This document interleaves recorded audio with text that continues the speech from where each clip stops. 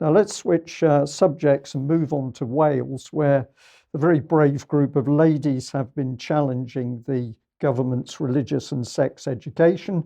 They say, and I think they're spot on, that what the government is trying to do is sexualise children.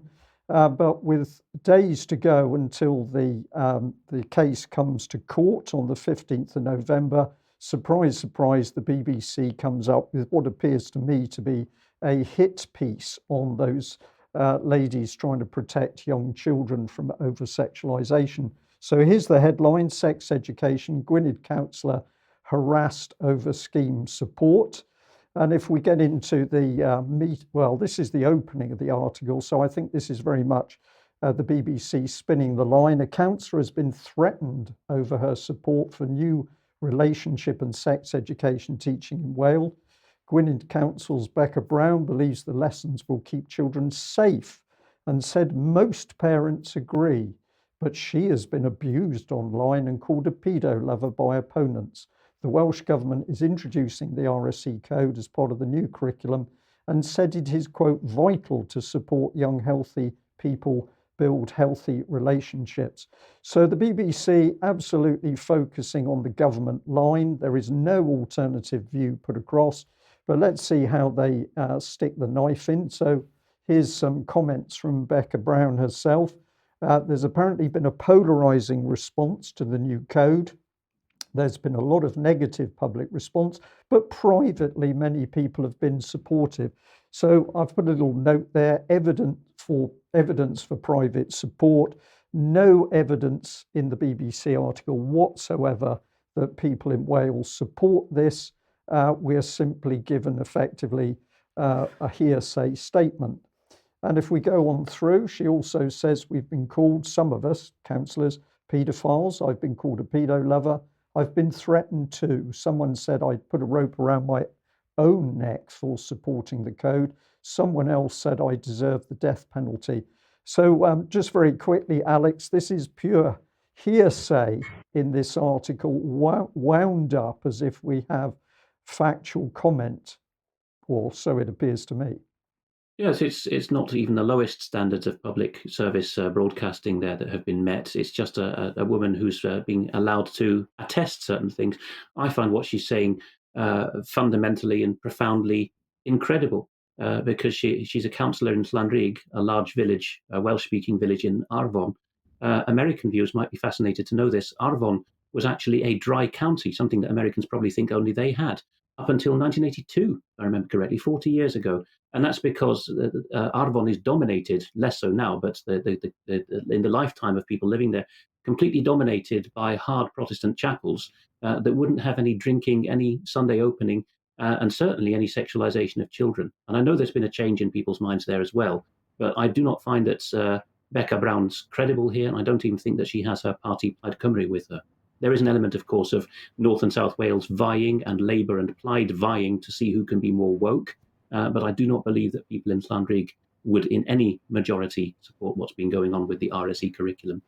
Okay, thank you for that. Well, let's see what the police did, because she talks about that. The police have been here to talk to me about safety measures, what I can do to keep myself and my home safe.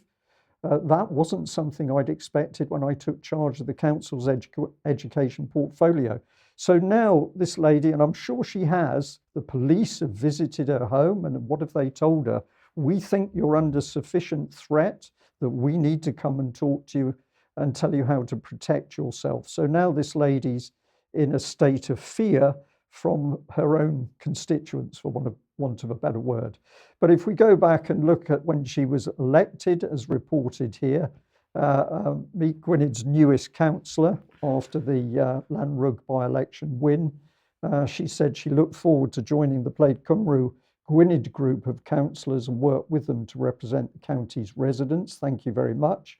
And she said she'd do her utmost for the people of Llanrug and will work on your behalf to represent this area to the best of my ability. But it appears that she's not going to do that if you dare challenge what the national UK government is saying, and also the Welsh government. And she also, in the BBC article, of course, reinforced why the RSE education was fine. More importantly, every child has the right to access education that will keep them safe, that supports them in making wise, healthy decisions. This will in turn keep them happy in their relationships, whether that means platonic friendships or if they decide to settle down with someone in the future when they're older.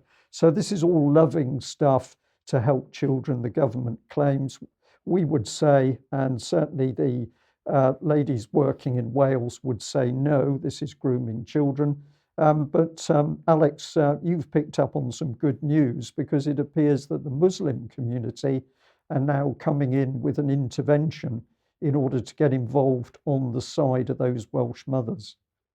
Yes, the mother's organisation is publicchildprotectionwales.org, and they have this very significant press release on their website. We are delighted to hear that the Muslim community in Wales, I wouldn't know which individuals or organisations, but some Muslims in Wales have been granted an intervention, so a right to speak, on the judicial review. For those who don't know, it's the 15th and 16th of November in Cardiff, and contact PCP Wales to find out how you can register with the courts to be there in person or digitally. It will very much influence, I think, the propriety of proceedings, if not swing the outcome, if they know how much support there is. But Muslim parents are coming on board, as they have done in Birmingham, in Tower Hamlets in East London. And really, this will not be something that the BBC enjoys reporting on, I have to say. And the whole backstory from the Gwynedd, which is the northwest of Wales, so it's not where the action is with these PCP Wales mothers, but when Gwynedd came into the story is when it was reported by no less than the BBC that there had been uproar at an extraordinary meeting of Gwynedd County Council about this relationships and sexual education plan. And it was claimed that the gallery had to be cleared, that public were getting boisterous. The mothers at Public Child Protection Wales have said in the last podcastathon they did last weekend that they have gone up and asked the North Walians about this, and they've been told this is total bunkum. There was no disorder. It's just journalistic spin. So it's, again, the BBC creating the news and pushing a sexualisation agenda.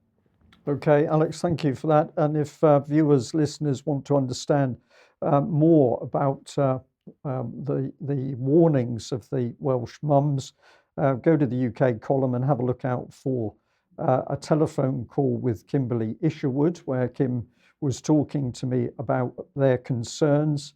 And I think most parents should be very concerned. You put this together, the text together, Alex, and you linked through to this link, sexualisation of very young children. That in turn takes us through to another UK column article that was written back in 2018 by David Scott, when he was pointing out that people convicted of crimes against children were actually being used in the background in order to produce policy as to how to protect children. So this is the pernicious nature of these sex education lessons. Who has created them?